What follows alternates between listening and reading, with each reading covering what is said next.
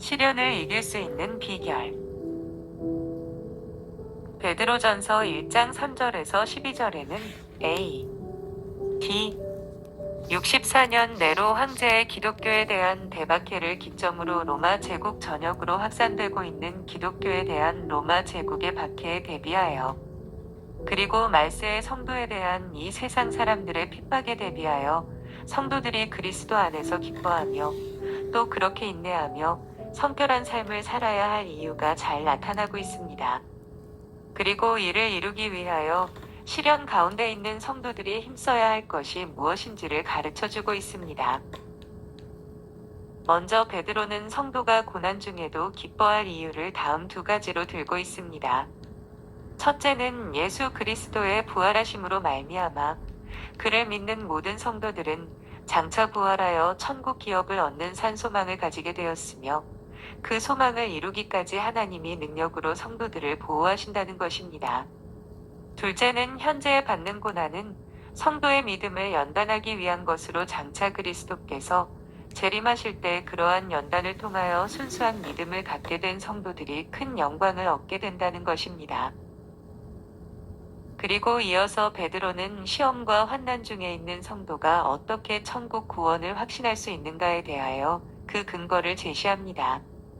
즉 그들이 과거에 본 적도 없는 예수님을 현재 사랑하고 있다는 것과 아직까지 예수님께서 재림하시지 않으셨으므로 눈으로 보지 못하였으면서도 예수님을 믿고 있다는 것이 바로 그러한 천국 구원 확신의 근거이며, 이러한 확신을 가진 자는 그 믿음대로 반드시 천국 구원을 얻게 될 것이라는 것입니다.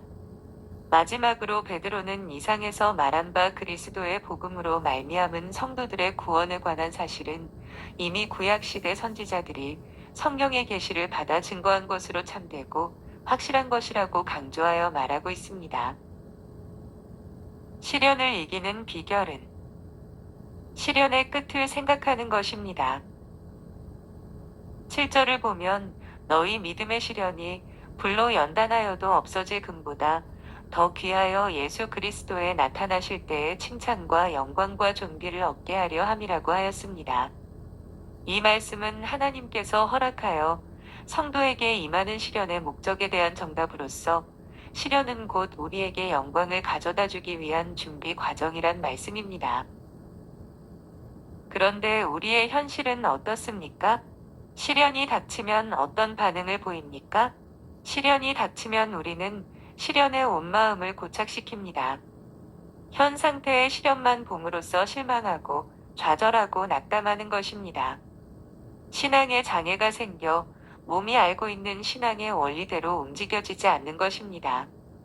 컴퓨터로 말하면 심한 바이러스가 걸려 입력되어 있는 자료를 화면에 출력할 수 없는 것입니다. 이것이 우리의 현실입니다. 다시 말해 아는 것과 실제가 이분된 것입니다. 즉 우리는 시련을 통해 정제된 순수한 신앙을 소유하게 될 것과 시련을 통과하면 하나님의 격려와 위로가 기다리고 있다는 것을 알지만 정작 삶의 현장에서는 이 원리가 무시되고 있는 것입니다. 이 현실을 바라보고 가장 마음 아파하시는 분이 누구이시겠습니까? 그렇습니다. 바로 우리에게 시련을 허락하신 하나님이십니다. 그러나 하나님께서는 이 상황에 침묵하지도 방관하지도 않으십니다. 오히려 소리를 높여 시련을 당하는 자에게 시련을 이길 수 있는 방법을 다시 가르치실 것입니다. 우리가 읽었던 7절의 말씀이 바로 시련을 이길 비법을 전수하는 하나님의 음성인 것입니다. 성도 여러분, 분명히 아시기 바랍니다. 그리고 시련을 당할 때마다 이 말씀을 기억하시기 바랍니다. 하나님께서 주시는 시련은 영원한 것이 아닙니다. 끝이 있습니다. 아니, 잠시의 시간만 지나면 되는 것입니다. 그리고 그 시련의 끝에는 칭찬과 영광과 존귀라는 세 가지 메달을 모두 받는 수여식이 준비되어 있습니다. 다시 말해 우리가 시련을 이길 수 있는 비법은 시련의 끝, 시련을 통과한 다음의 상황에 대한 믿음을 갖는 것입니다. 곧 현재의 상황이 아니라 확실히 보장된 미래를 보면서 현재를 살아가는 것입니다. 성도 여러분, 이 영적인 권리들 마음 깊이 새기십시오. 그리고 다시는 잊지 마시기 바랍니다. 실패의 전철을 밟지 마시길 바랍니다. 이것이 최상의 길입니다. 그러나 혹시라도 시련의 때에 그 상황에 눌려 두려움에 빠져 우리의 눈이 다시 상황으로 고착되려고 한다면 그 상황에서 우리를 향해 애타는 음성으로 가르치시는 주님의 음성을 기억해야 합니다. 시험을 참는 자는 복이 있도다. 이것에 옳다. 인정하심을 받은 후에 주께서 자기를 사랑하시는 자들에게 약속하신 생명의 면류관을 얻을 것임이니라. 보지 않고 믿는 믿음이 더욱 복됩니다. 8절을 보면 예수를 너희가 보지 못하였으나 사랑하는도다라고 하였습니다. 이는 베드로전서의 수신자들이 베드로처럼 예수 그리스도를 직접 보지 못했다는 것입니다. 예수 그리스도의 모습, 그의 목소리, 그의 이적, 그의 죽으심과 부활 등의 모든 것을 직접 경험하지 못했다는 것입니다. 그럼에도 불구하고 그들은 예수 그리스도를 믿고 있었습니다. 또한 보지 못하나 말할 수 없는 영광스러운 즐거움으로 기뻐하니라고 하였습니다. 보지 못했지만 믿었고 이제도 보지 못하지만 하나님께서 주실 영광을 기억하며 기뻐하였다는 것입니다. 여러분, 본 서신을 받았던 성도들의 모습이 도전이 되지 않습니까? 여러분은 십자가의 처참한 죽음을 맞으신 후 부활하신 주님과 주님의 부활을 의심했던 도마의 만남을 기억하십니까? 소문으로 들리는 부활을 믿지 못하여 내가 그 손의 못자국을 보며 내 손가락을 그 못자국에 넣으며 내 손을 그 옆구리에 넣어보지 않고는 믿지 아니하겠노라고 했던 도마에게 주님께서 뭐라 말씀하셨습니까? 먼저 당신의 옆구리를 보이시며 만져보라고 하셨습니다. 왜 그렇게 하셨습니까? 경험해보고라도 진리를 믿기를 바라면서입니다. 하지만 주님께서 이것이 신앙의 가장 바른 자세라고 말씀하셨습니까? 아닙니다. 주님께서는 더욱 고차원적인 신앙의 모습을 도마와 우리에게 제시하셨습니다. 너는 나를 본 고로 믿느냐 보지 못하고 믿는 자들은 복되도다. 바로 이것입니다. 보지 않고도, 즉 직접 경험하지 않고도 진리를 믿는 믿음이 주님께서 원하시는 바른 신앙의 자세인 것입니다. 그러므로 당시 베드로전서의 수신자였던 성도들의 모습은 우리에게 큰 도전이 되는 것입니다. 구원은 과거, 현재, 미래의 모든 문제에 대한 결론이 됩니다. 9절을 보면 믿음의 결국 곧 영혼의 구원을 받음이라고 하였습니다. 이는 3에서 8절까지의 말씀을 정리하는 결론적인 말씀입니다. 9절이 갖고 있는 그 강한 이미지를 살려 다시 보면 9절은 믿음을 지킨 자들에게는 구원이 있다라는 강한 메시지를 담고 있습니다. 즉 아무리 고통스럽고 힘들어도 믿는 자에게는 구원이, 믿지 않는 자에게는 영벌이 있다는 것입니다. 그런데 이 결론적인 진리를 계속 논의된 과정 속에서 다시 살피면 귀한 영적 메시지를 얻을 수 있습니다. 그것은 곧 구원이 인생의 문제를 푸는 열쇠가 된다는 것입니다. 구약 성경은 예수 그리스도에 대한 확신을 극대화시키는 하나님의 말씀입니다. 10에서 12절에서 베드로는 시련 당하는 성도들이 시련에 넘어지지 않기를 바라는 마음에서 한 가지를 부탁하고 있습니다. 이것은 적극적인 행동을 요구하는 것으로서 곧 구약을 살펴서 예수 그리스도가 구원에 이르는 유일 한 길임을 다시금 되새기라는 것입니다. 이는 곧 믿음을 견고하게 하기 위해 하늘에 숨겨진 비밀이었던 예수 그리스도를 영접하는 자들에게 그의 자녀되는 권세를 허락하신다라는 사실을 다시 기억하라는 것입니다. 그렇다면 이 신앙의 진보를 꾀함에 있어 사용되는 도구가 무엇입니까? 너희에게 임할 은혜를 예언하던 선지자들이 연구하고 부지런히 살펴서라는 말씀과 이제 너희에게 고한 것이요라는 말씀을 통해 힌트를 얻는다면 대표적인 도구는 바로 구약 성경인 것입니다. 곧 그리스도의 영이 받으실 고난과 후에 얻으실 영광을 미리 증거한 구약 성경은 하나님께서 감추셨던 비밀을 풀 수 있는 지침서가 되는 것입니다. 이렇듯 구약 성경은 우리에게 무엇이 진리이며 무엇이 구원의 길이며 어떻게 그 길에 들어설 수 있는지, 그 길에 들어선 사람들이 어떻게 살아야 하는지 등에 대해 설명하고 있습니다. 희미하나 충분히 설명하고 있습니다. 또 그림자이지만 실체를 정확하게 알도록 설명하고 있습니다. 구약 성경도 신약 성경과 마찬가지로 하나님의 말씀입니다. 두 개를 천칭에 올려놓으면 완전 평행을 이룹니다. 조금의 흔들림도 없는 것입니다. 물론 신약 성경이 진리에 대해 보다 구체적으로 설명했습니다. 구약 성경이 진리에 대해 힌트를 주는 것이었다면 신약 시대는 진리의 해답을 제시하는 것이라 하겠습니다. 그러나 학생에게 문제집과 해설서가 필요하듯이 진리를 향해 나아가는 자들에게는 신약 성경과 더불어 구약 성경이 필요합니다. 왜냐하면 예수 그리스도가 예견된 하나님의 구원 방법임을 확인함으로 믿음을 더욱 견고케 할 수 있기 때문입니다. 그렇습니다. 구약 성경이 없다면 우리는 예수 그리스도가 하나님의 구원을 주시는 유일한 통로임을 확인할 도리가 없는 것입니다. 또 하나님의 약속이 성취됨으로 인해 구원의 길이 열렸다는 것도 알 수 없는 것입니다. 무슨 뜻입니까? 곧 예수 그리스도의 이 땅에 오심과 죽으심과 부활과 승천이 성취되었다는 소식을 들어도 하나님을 찬양하고 하나님께 영광을 돌리고 감사할 수 없다는 것입니다. 만약 구약 성경이 없다면 하나님은 신실하십니다. 하나님께서 그 약속을 이루셨군요.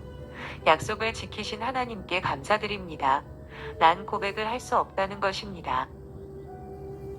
꾸준한 성경 공부가 믿음의 강도를 높이는 가장 빠른 길입니다. 12절을 보면 이 섬긴 바가 자기를 위한 것이 아니요 너희를 위한 것임이 계시로 알게 되었으니 이것은 하늘로부터 보내신 성령을 힘입어 복음을 전하는 자들로 이제 너희에게 고한 것이요라고 하였습니다.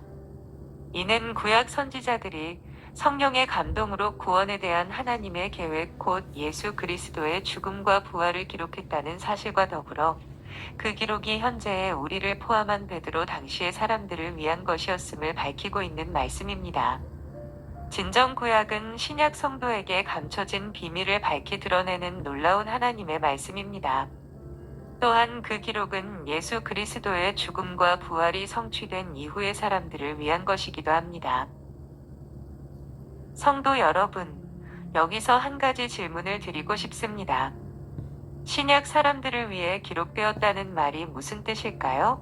이 문제를 풀기 위해 우리는 당시 상황을 살펴야 합니다. 당시는 그리스도교가 핍박받는 시기였습니다.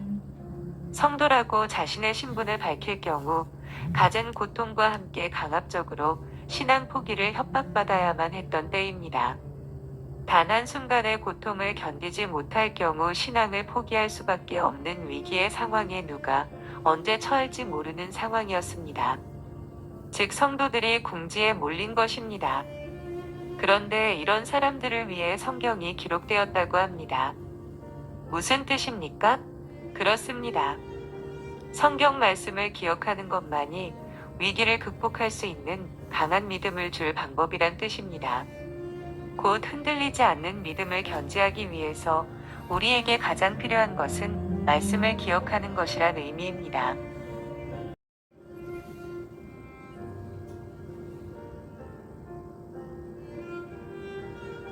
그렇습니다. 12절에서 증거한 구약 성경과 더불어 구원의 비밀 그 자체에 대한 내용과 비밀을 안 자들이 어떻게 살아야 하며 미래에 대한 해답과 진리를 변증한 내용으로 가득한 신약 성경은 성도의 믿음을 성장시킬 수 있는 가장 확실한 방법입니다. 이는 갖은 역경을 겪으면서도 강한 믿음을 소유한 바울이 인생 말년의 로마 감옥에서 차세대 교회 지도자에게 굳센 믿음을 간직할 수 있는 비법을 가르치는 대목에서도 확실히 증거됩니다. 성경은 능히 너로 하여금 그리스도 예수 안에서 믿음으로 말미암아 구원에 이르는 지혜가 있게 하느니라. 모든 성경은 하나님의 감동으로 된 것으로 교훈과 책망과 바르게 함과 의로 교육하기에 유익하니 이는 하나님의 사람으로 온전케 하며 모든 선한 일을 하기에 온전케 하려 함이니라. 그렇습니다. 성도 여러분, 이것이 바로 성경의 힘입니다. 따라서 믿음의 성장을 꾀하는 자라면 꾸준한 성경 공부가 필수인 것입니다. 교회 안에서 행하는 모든 활동과 봉사를 통해서도 우리의 믿음이 성장할 수 있지만 성경을 매일 읽고 그 뜻을 알기 위해 성경 공부를 꾸준히 하며 읽은 말씀대로 살려는 노력보다 더 확실한 방법은 없습니다. 아니, 믿음의 성장을 위해 가장 빠른 방법이 꾸준히 성경을 접하는 것이라 해도 과언이 아닐 것입니다. 이를 바로 아시길 소원합니다. 부흥회나 찬양 집회나 기도원을 찾아다니는 것만으로는 굳건한 믿음을 소유할 수 없습니다. 근자에 들어 교회나 개인에게 있어 등한시되는 하나님의 말씀에 대한 깊은 연구와 묵상이 우리의 신앙을 더욱 굳세게 하는 가장 강력하고 빠른 방법인 것입니다. 다시 한번 마음에 새기시길 바랍니다. 믿음이 연약해질 수 있는 상황에서 베드로가 믿음을 굳세게 할 방법으로 제시한 것은 다름 아닌 말씀에 대한 상고였음을 말입니다. 우리에게 성경이 있다는 것은 너무도 큰 은혜입니다. 19세기 말에 처음으로 한글로 번역된 마가복음을 시작으로 구약 39권 929장 23,214절, 신약 27권 260장 7,957절의 하나님의 말씀이 한글로 번역되었습니다. 성경이 번역되었다는 것은 한 권의 좋은 책이 번역되어 사람들의 교양에 도움을 주고 사람들에게 감동을 준다는 것보다 더 높은 차원의 무엇을 제공하는 중요한 의미를 지닙니다. 왜냐하면 성경이 담고 있는 내용이 교양서적과는 질적으로 다른 것이기 때문입니다. 그렇습니다. 성경은 우리에게 진리를 제공합니다. 구원의 길을 제공합니다. 또 현실의 삶 속에서 어떤 생활 태도로 살아야 할지에 대한 자세한 기록이 있습니다. 즉, 인간의 기원과 궁극적인 목표, 그리고 어떤 삶을 살아야 하는지에 대한 정확한 해답이 있는 것입니다. 그러므로 우리는 성경을 읽는 것을 소홀히 할 수 없습니다. 읽어야 합니다. 그러나 더욱 중요한 것은 읽은 것을 삶의 현실에서 적용하는 것입니다. 그리할 때 믿음의 시련도 거뜬히 이겨낼 수 있는 것입니다. 아멘.